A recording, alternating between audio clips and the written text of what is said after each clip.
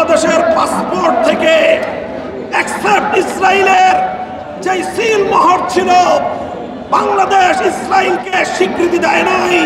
তার যে জাতীয় পাসপোর্টে, ন্যাশনাল পাসপোর্টে তার যে স্মৃতিচিহ্ন ছিল, শেখ হাসিনা ভারতের নির্দেশে সেই চিহ্নটুকু মুছে ফেলে ইসরায়েলের প্রতি নতজানু এবং নমনীয় নীতি গ্রহণ করা শুরু করেছে। আমরা তার তীব্র নিন্দা জানাই। বর্তমান সরকারকে আবার জাতীয় পাসপোর্টের মধ্যে এক্সেপ্ট ইসরায়েল লেখাকে আবার পুনর্বহাল করবার জোর দাবি জানাই। ইসরায়েলের প্রতি জিরো টলারেন্স নীতিতে সারা পৃথিবীর শান্তিকামী মানুষকে আসবার উদাত্ত আহ্বান জানাই।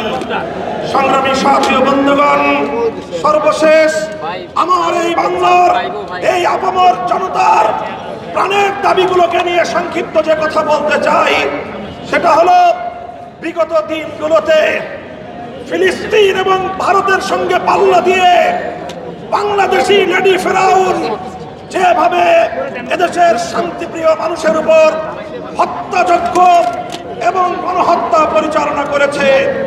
পিলখানার ট্র্যাজেডিতে 57 জন সেনা কর্মকর্তা, শাপলায় শাহাদাত বরণকারী নবী প্রেমিক শতাধিক তাওহীদি জনতা, 2021 সালে মোদী বিরোধী আন্দোলনে হাটহাজারী থেকে ব্রাহ্মণবাড়িয়া পর্যন্ত প্রায় 25 জন হেফাজতের নেতাকর্মী, সর্বশেষ 2024 সালের জুলাই আগস্ট বিপ্লবে শাহাদাত বরণকারী 2 সহস্রাধিক ছাত্র জনতার রক্তের বিচার না হওয়া পর্যন্ত বাংলাদেশের রাজনীতিতে আওয়ামী লীগ এবং হাসিনার নাম নিশানা এদেশের মানুষ বরদাস্ত করবে না।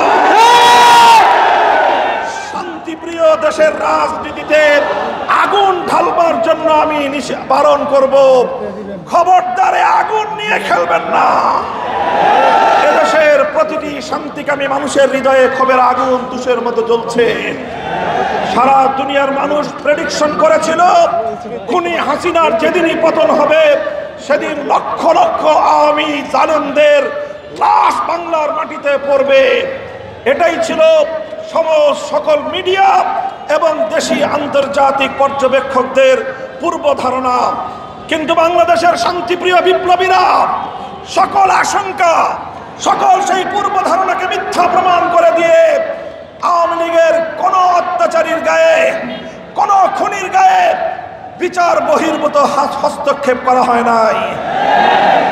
তারা এখন সেই সুযোগ পেয়ে আবার এই বাংলার মাটিতে শহীদের রক্তের দাগ মুছে যাওয়ার পূর্বেই রাজনীতি করবার দিবাস্বপ্ন দেখছে। আমরা পরিষ্কার ভাষায় বলে দিতে চাই, আওয়ামী লীগ বাংলাদেশের রাজনীতিতে আসতে হলে আমাদের লাশের উপর দিয়ে আসতে হবে। রক্ত দেব, জীবন দেব, খুনি বাংলাদেশ বিরোধী শেখ হাসিনা এবং তার ডিসপেন্সারদেরকে বাংলার রাজনীতিতে পুনর্বাসন করবার যে কোনো পদক্ষেপকে আমরা রুখে দেব ইনশাআল্লাহ। আমরা অনতিবিলম্বে শেখ হাসিনা সহ তার সকল খুনি মন্ত্রী পরিষদের সদস্য এবং প্রশাসনের শীর্ষ কর্মকর্তাদেরকে সহ সকল খুনিদেরকে বিচারের আওতায় এনে অনতিবিলম্বে তা কার্যকর করবার জোর দাবি জানাচ্ছি। বাংলাদেশ শান্ত থাকুক,